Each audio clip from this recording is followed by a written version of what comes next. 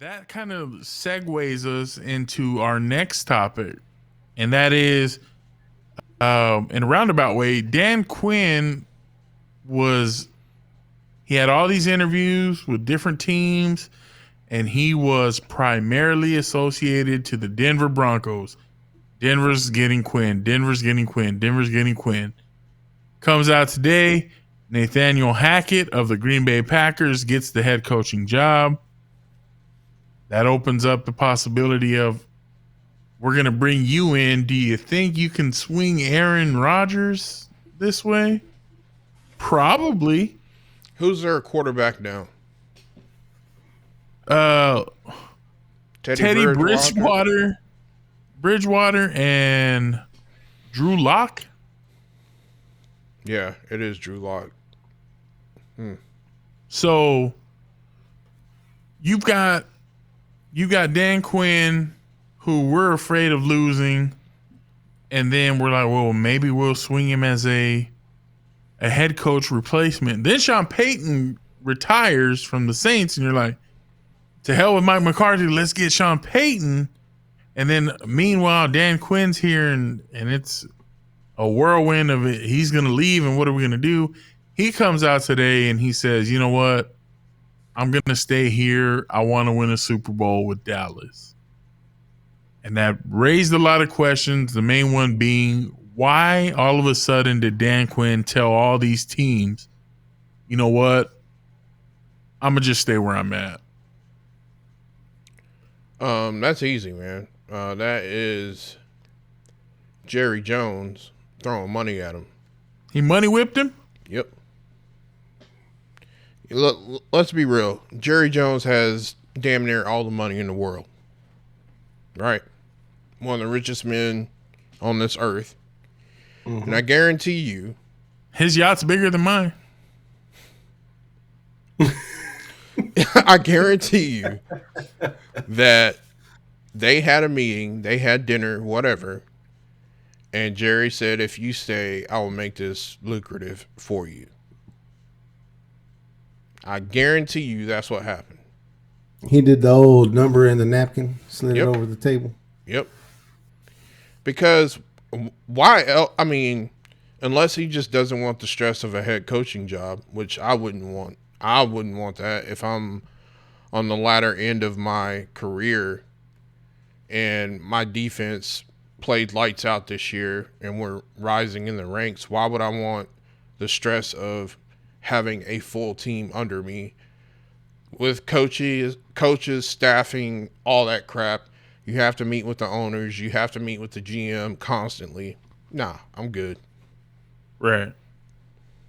Julio, why do you think Dan Quinn decided to stay? Or did he decide to stay, or was that kind of decided for him? I want to say that he decided to stay.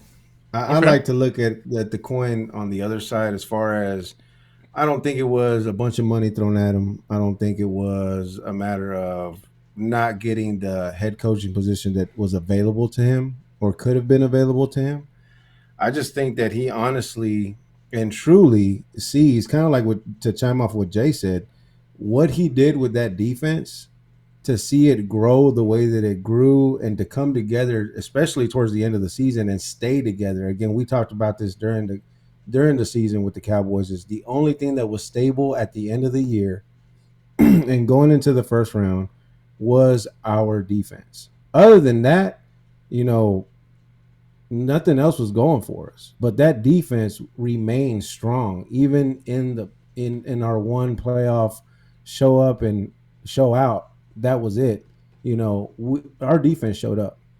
So I think that because of how well the defense did, and again, to think about kind of going off of what Jay said, to have the stress of a head coaching position, to have to deal with other coaches, to deal with the GMs, to deal with players, to deal with all that, I think, in my opinion, why would you go to a headache when you have a perfectly good situation right now in Dallas? You have your defense playing the way you want them to play, lights out.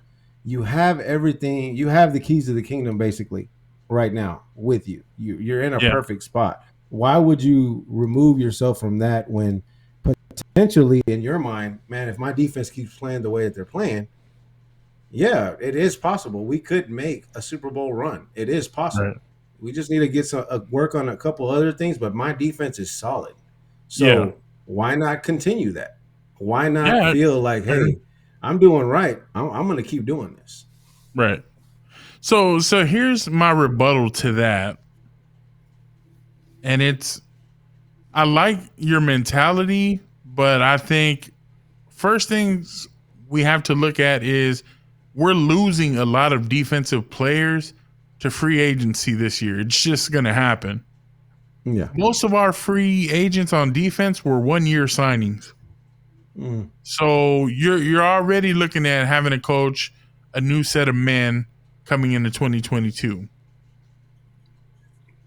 The other thing you look at, Gerald was kind enough to pull up the graphic here for us. Look at what's out there and tell me which of these jobs screams success. Because this is going to be his next go round. This is not his first rodeo. This will be another go round for Dan Quinn as a head coach.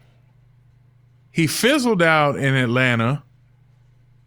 And now I'm sure he's thinking in his mind, the next opportunity I have, I don't want it to suck. I don't want to struggle. I would like to be into something that when I come in, there's solid pieces in place. If nothing more than just we have a solid quarterback foundation. Tell me what of these teams screams, I'm going to get there and we're going to have immediate success. Because Nathaniel Hackett, as we said, went to Denver. Denver signed him today. Matt Eberflus went to Chicago, former Cowboys linebacker coach. He's a head coach now. But look at this. You got the Jacksonville Jaguars who went 3-14 this year. Does that scream, hey, come be a success in our organization? No. We just got rid of Urban Meyer and that shit show. Yep. Anybody want to take that? No. No, but I mean, all these teams, right? Sure, they have a losing record. The only one with a winning record is the Raiders, right? And the No, Dolphins. you got the Dolphins. The I Dolphins mean, have a 9-8 record. I'm not really calling that,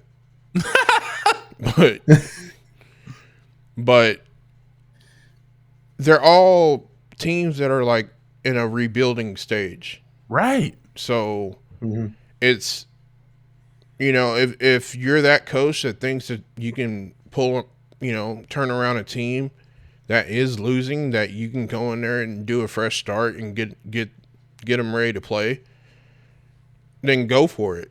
But if What team here screams, let's go for it? Maybe the Raiders? The Raiders. Do you believe in Derek Carr as your foundation piece? I mean, I think I'm going to step in on that one and say, no, I don't believe in Derek Carr as my foundation piece, but there are other pieces within For sure. that team that I could potentially use to my advantage. And sure. if I need to look for a quarterback in the draft, that's probably one of my top priorities to do, But Yeah, but you can't just draft a quarterback and be like, okay, well, we're going to win now because we got a quarterback that we drafted high. Look at the Jaguars. They got Trevor Lawrence 1.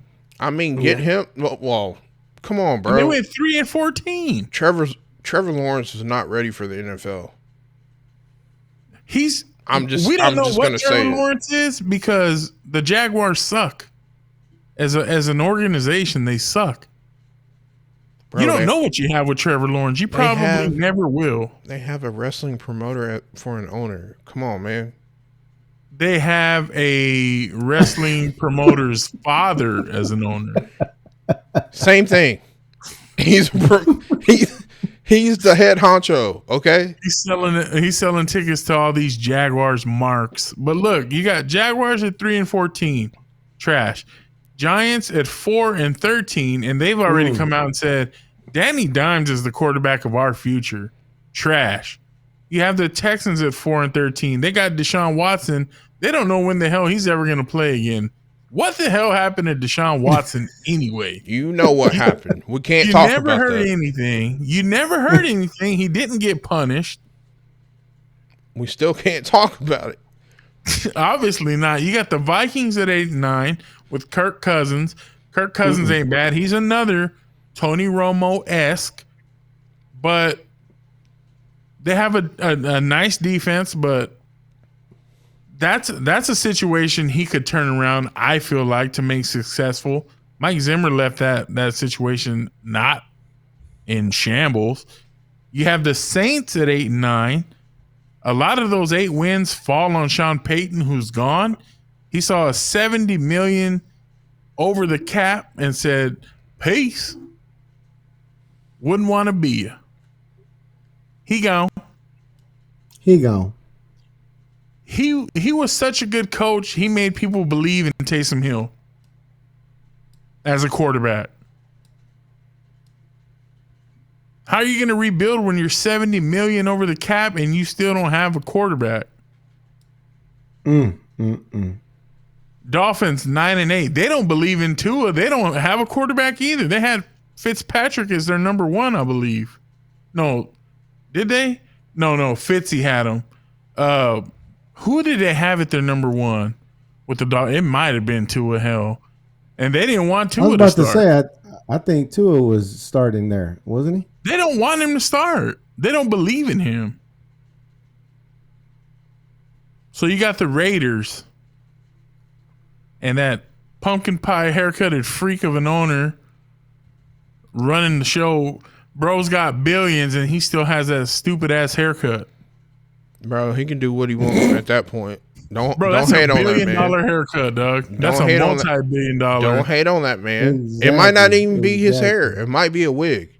We don't know. Stupid ass haircut. We don't know. Let him live his life. I real. mean, he's living a way better life than me. So why you hate on his haircut? Hey, bro, I asked him, hey, man, how you doing? He's like, better than you. Yep. And he was right. And he was right. He ain't lying. So the only team that I see here that's worth a damn is the Raiders. And for whatever reason, Dan Quinn said, hey, I'm staying with the Cowboys. Is it with the little handshake and a wink, understanding that maybe he's next in line? No. I don't think it's that. I don't think it's the next in line. I think it's Jerry saw what he did with the defense, slid him a little bonus, and said, if you stay, I'll make it worth your while. Guarantee you. So you think they'll come out and announce in the next couple of days Dan Quinn's got a bump in pay, or do you think it's just under the table, like, hey, It's under the table. between us girls? We already know that Jerry is controlling, correct? Yes? We can agree Yes. on that? Yeah. I guarantee you that's what happened. I don't want you to go anywhere. We have a good thing. You turn around our defense. I'll get help for the offense. Bro, I he sounds like guarantee a you that boyfriend was that his cheated promise. on his girlfriend. I don't want you to go nowhere. I'm going to get help.